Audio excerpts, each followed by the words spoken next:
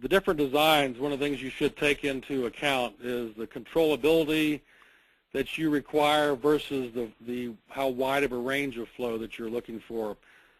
Some people lose sight of the fact that they need maybe a wide range of flow, maybe 500 to 1 turn down or 100 to 1 turn down, and it's hard to get that with a globe valve because you just have a much narrower flow range. However, the controllability would be much better with a globe valve, and that's really what the point I'm trying to make here is that if you really want precise control, you're going to get much better control if you use a linear globe valve, something like this down here. Also, one of the real pluses there is that it comes with a extremely wide variety of trim choices that can meet a lot of unique different applications, and we'll hit on that a little bit later. But the flow range, the capacity is limited. So the way that you are successful with this, you really got to know what your flow factors are. And what I mean by that is, what is the upstream pressure? What's the downstream pressure? What is the minimum flow that you really want to have or you need to have? What's the normal flow? What's the maximum flow? And you have the temperature, obviously. If you really know what those are and those numbers are accurate, you can stay within particular one pipe size. For example, here, that could be a 3-inch valve, and you could have 4 or 5 different trims in there to meet the exact flow capacity that you need. So you need to know those, and you will come up with a valve that's very, very precise.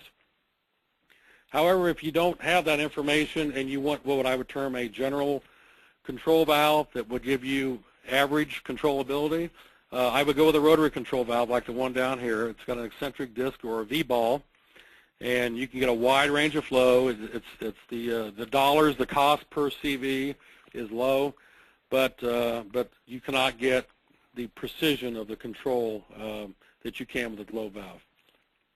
Also, one of the limitations of the rotary valves is they have limited trim options. If you have situations where noise in the line or you have some cavitation, they do not handle either one of those very well, but these types of valves, globe valves, do. All right, let's talk about noise considerations. This is maybe one of these things where people don't like to discuss noise with control valves, but it's very important.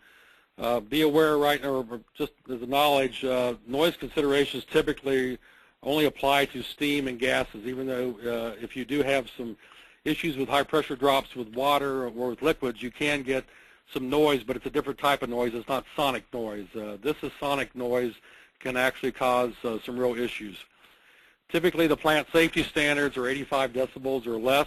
Those are also OSHA standards so you don't have permanent hearing loss or even temporary hearing loss. The noise considerations are caused by high pressure drops across the valve trim. So if you had 600 psi of air or gas and you crack that valve open, you're going to hear some screeching that will just about knock you down. There's different ways to correct it. There's a lot of different trim options that you can buy, put in the valves, and we'll talk about that in a second.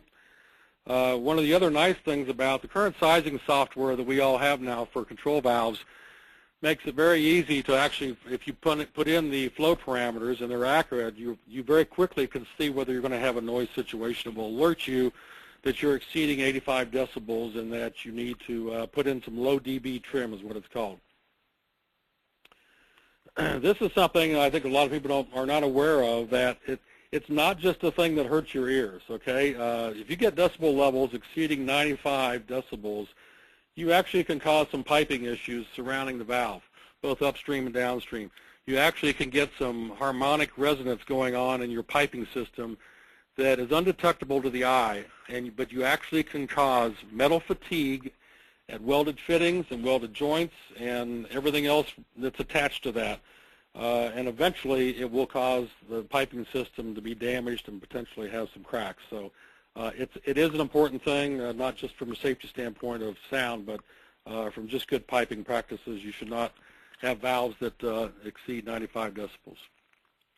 Okay, one of the ways that control valves deal with the high sound levels, the noise level, is what's called drilled hole technology. Inside the globe valves, the control valves, they actually have cages that have different size holes drilled on them. And as this explains, as the gas enters from the bottom here and goes out through these drilled cage holes, When it exits the cage, the pressure drops and it actually shifts the sound wave frequency. And it makes it so that the frequency now is inaudible to human ears, and it also records a lower reading on the dB scale. So this is the way it's done. There's the typical control valve manufacturers. They make both single and double-staged drilled hole technology. If that doesn't take care of the sound, you also can do what's a little bit downstream for the valve, right up against the outside of the valve. You can do what's called a low dB cartridge, where it's like a plate and it has holes drilled through it, and it might even have a couple chambers in there that help dissipate that sound. So again, a lot of ways to handle that, and the sizing programs help you with that.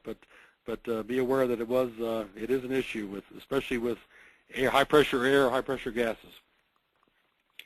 Okay, cavitation. Everybody's heard of this, but a lot of people don't necessarily know what it is. They just know it causes a lot of problem. Okay, what is it and how do we deal with it?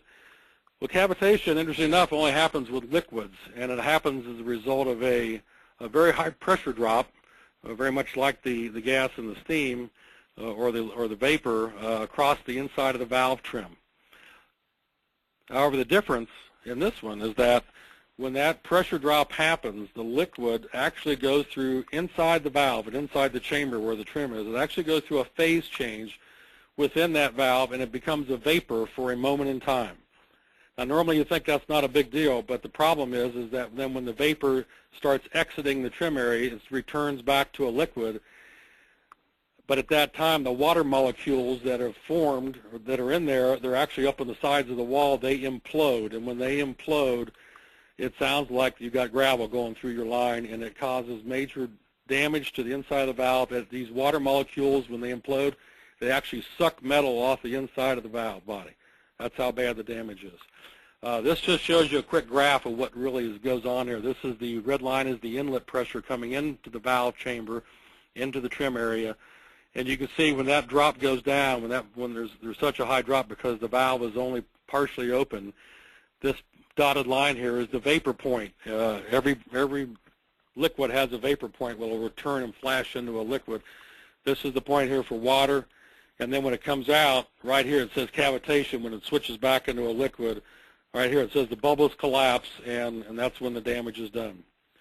Here's an example or picture of what the inside of a valve looks like. This has been sawed open, and you can see how damaging cavitation is. It will flat tear your valve apart, and you will know it. It sounds like gravel is going through there. But again, one of the pluses is that this can be handled, and your sizing software will let you know when you've got it.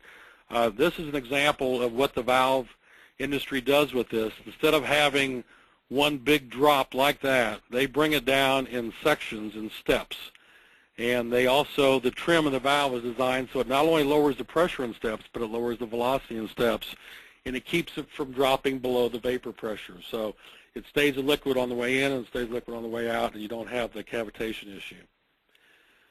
This is an example of a manufacturer that uses a stepped version. This valve is called a Lincoln log, and it uses a axial design. This is what the valve looks like back a little bit, and this is a close-up of that trim that's inside of the valve. And I'm going to click on this, and you're going to see the flow actually come up through the bottom, and this plug is going to rise out of the way, and you're going to see how it goes up in a step, goes up in a step, and goes up a step, and that flow actually goes around all these different areas. If you see the semicircle on the side of this, that actually is an ellipse, and that makes for a nice orderly flow step to the next step. And so what this does is it reduces the pressure drop in each step, and it depending on how many steps you might need, it goes anywhere from 1 to 6 steps on these valves. You can control cavitation and actually make it go away. Now, one of the applications on those is startup valves, where they call main feed water recirc valves. Those things, when they start up, you're 2,300 psi water, feed water coming in those, and 50 going out. The pressure drop is astronomical. These valves can handle that, and they can handle the drop and without any cavitation. So it's really really an important design, and so there's ways to handle it. And by the way, I have experience in this, so I could help you, in that area if you need some help.